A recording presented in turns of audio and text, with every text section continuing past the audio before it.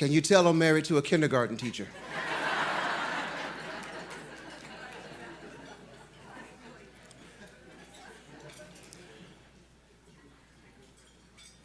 Imagine for a minute that you're an indigent immigrant, a refugee seeking a safe place to be.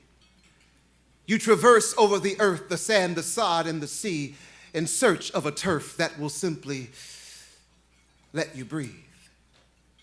You arrive to a place which is claiming to be a land of peace, freedom, justice, and opportunity, but when you get to the gate, what is it that you see? A bunch of great Americans telling you to leave. Now, what I say next might get some upset, but some of us Americans, we come off as hypocrites.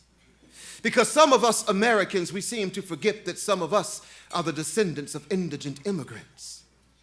Some forget how some of their ancestors may have fled from anti-Semitism. Others, how their ancestors may have fled from the potato famine. Others, how their ancestors may have fled from a dictator's cannon, and then their progeny generations later act like there's no way they can imagine what it must be like to have to run in flight from your home country because you fear for the life of your family.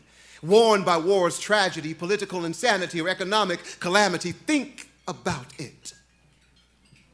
Where would you be if others had have just callously sent your ancestors back into that hellish brutality? Instead of offering the human hand of humanity, is that the America that we want to see?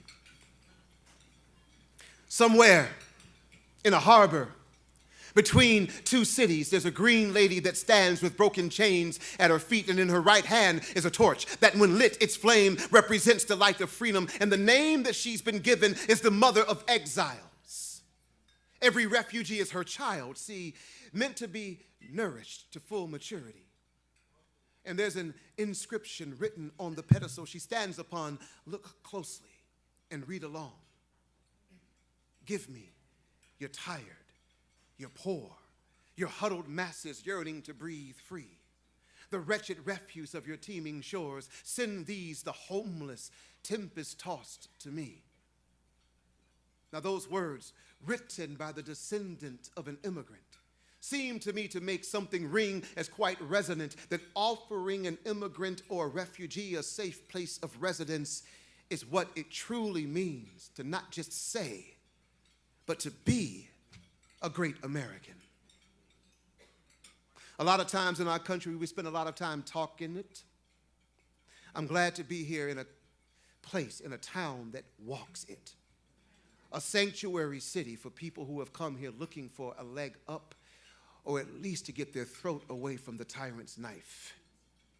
And I'm proud to be here speaking on behalf of an organization that also helps to make that happen, the CCF. My name is Regie Gibson, and I want to thank you all for being here in support of this organization.